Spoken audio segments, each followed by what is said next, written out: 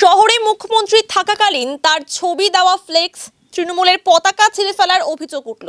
যদিও কে বা কারা এই কাজ করেছে তা জানা যায়নি।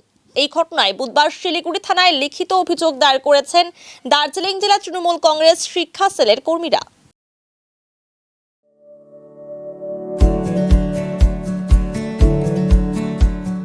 Pamper, not just a hospital, but a mother.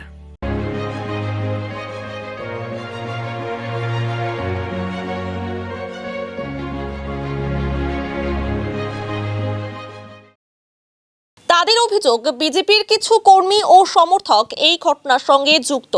একই সঙ্গে গতকাল শিলিগুড়ির বিজেপি বিধায়ক শঙ্কর ঘোষ এক সাংবাদিক সম্মেলনে মুখ্যমন্ত্রীকে নিয়ে কিছু মন্তব্য করেন, যা তৃণমূলের পক্ষ থেকে কুরুচিকর বলে দাবি করা হয়েছে। এই কারণেও বিধায়কের বিরুদ্ধে থানায় আলাদা অভিযোগ দায়ের করা হয়েছে। তৃণমূলের পক্ষ থেকে পুলিশের কাছে দাবি জানানো হয়েছে, অবিলম্বে সিসিটিভি ফুটেজ খতিয়ে দেখে দোষীদের চিহ্নিত করে কঠোর শাস্তির ব্যবস্থা করতে হবে। তাদের বক্তব্য, শুধু তৃণমূল নয়, ভবিষ্যতে যে কোনো রাজনৈতিক দলের ফ্লেক্স বা পতাকা এভাবে ছিঁড়া যাতে না হয় তা নিশ্চিত করতে হবে প্রশাসনকে।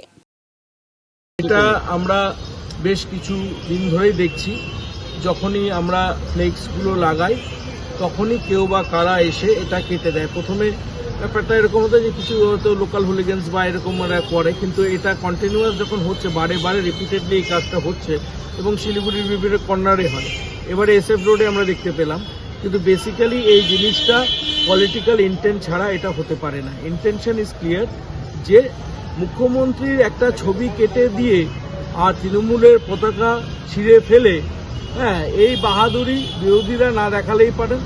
তার কারণ হচ্ছে মমতা ব্যানার্জি মানুষের হৃদয়ে আছে, পশ্চিমবঙ্গের প্রত্যেকটা মানুষের হৃদয়ে আছে। তাকে মুছে ফেলা সহজ ব্যাপার না। তার পপুলারিটি, তার কাজ করা মানুষের জন্য, তার যে অক্লান্ত প্রয়াস সেটা মানুষ জানে। তার একটা ছবি ছিঁড়ে ফেললে কোনো ব্যাপার না, কিন্তু এই ধরনের যারা কর্মকাণ্ড করছে এবং অবশ্যই পলিটিক্যাল ইন্টেনশন নিয়ে তাদের এবং ম্যালপ্র্যাকটিস যারা করছে তাদের বিরুদ্ধে আমরা আজকে শিলিগুড়ি থানার আইসি সাহেবকে আমরা আমাদের কমপ্লেন লজ করে গেলাম।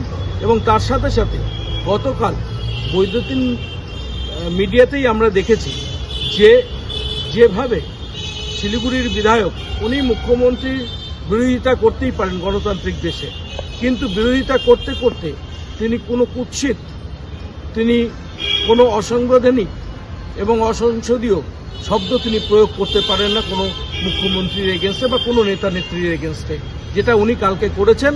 ওনার এগেনস্টেও আমরা একটা কমপ্লেন এখানে লজ করে গেলাম, কারণ এটা হতে পারে না। এটা আমাদের শুধু মমতা ব্যানার্জি বলে না, যে কোনো নেতা নেত্রীর বিরুদ্ধে আপনি কুৎসিত যখন একটা কমেন্ট করবেন বা ভাষা প্রয়োগ করবেন, আপনি একজন দায়িত্বজ্ঞানহীন লোক, আপনি সবাই জানে সেটা। আপনার যে কর্মকাণ্ড পলিটিক্যাল, আপনি বিরোধিতা করুন, কিন্তু আপনি কুৎসিত ভাষা প্রয়োগ করে, আপনি যে কদর্য ভাষা প্রয়োগ করে আপনি যে আক্রমণটা কালকে করেছেন, তার বিরুদ্ধে আমরা শঙ্কর ঘোষ MLA শিলিগুড়ি, তার বিরুদ্ধেও আমরা একটা কমপ্লেন লজ করে গেলাম মাননীয় আইসি সাহেবের কাছে শিলিগুড়ি থানা। না, একসাথেই আমরা দুটো কন্টেন্ট আলাদা করে দিয়েছি এবং আমরা এটা জানিয়েছি এবং প্রশাসন অবশ্যই আমরা আশা রাখছি তারা কোনো ব্যবস্থা নেবে। দেখুন, বারে বারে এই জিনিসটা হয়, তো এরকম তো কোনো নেই যে এমনি লোকাল একটা ছেলে, বাচ্চা ছেলে যাচ্ছে একটা পোস্টারে ব্লেড মেরে দিল, এটা হতে পারে না। বারে বারে যখন হচ্ছে, যতবার মুখ্যমন্ত্রী আসছেন বা আমরা বিভিন্ন প্রোগ্রামে যখন ফ্লেক্সগুলো লাগাই, ইভেন টিচার্স ডে প্রোগ্রামেও যখন আমরা ফ্লেক্স লাগাই, তখনও ওনারা ছিঁড়ে। এটা পলিটিক্যাল ইন্টেন্ট। কোন দলকে আপনারা ইঙ্গিত করছেন? অবশ্যই যারা বিরোধী দলে আছেন, বিরোধী দলে মানে বিজেপির লোকে যারা ছাড়া তো করার আমাদের সন্দেহ। আমরা সেই বিষয়ে পুলিশ তদন্ত করবে কারা করছে, কিন্তু আমাদের যেটা আমরা সন্দেহ প্রকাশ করছি, বিজেপির কিছু লুম্পেনকে দিয়ে এই ধরনের কর্মকাণ্ড তারা প্রত্যেকবার করায়, এবারও তেনারা করেছেন। আমরা এর উপযুক্ত শাস্তি চাই। আমরা মেনলি SF রোডে দেখলাম, আরও অনেক জায়গাতেই আমরা দেখেছি 2-3টা স্পটে, সেখানে হচ্ছে মুখে আপনার হচ্ছে ব্লেড দিয়ে মুখটাকে কেটে দিয়েছে। এই জিনিসগুলো খুব খারাপ লাগে, মানে সবারই তো পলিটিক্যাল প্রোগ্রাম থাকে, সবারই নেতা নেত্রীরা আসে প্রত্যেকটা দলের। আমরা তো কখনো এই ধরনের কর্মকাণ্ডের মধ্যে যুক্ত হই না। অবশ্যই আমরা CCTV ফুটেজে দেখে, তাছাড়া তো শনাক্ত করবে কি করে, সেই জন্য আমরা বলেছি যেমন করে পুলিশ তার তদন্ত কিভাবে করবে সেটা তো আমাদের শিক্ষকদের বলার বিষয় নয়। তারা ভালো করেই জানে how to investigate and where to investigate, তারা করবে। আমরা সেই আশা রেখে ওনাদেরকে কমপ্লেন করে গেলাম। আশা করছি আমরা আমাদের কমপ্লেনের সুবিচার পাবো।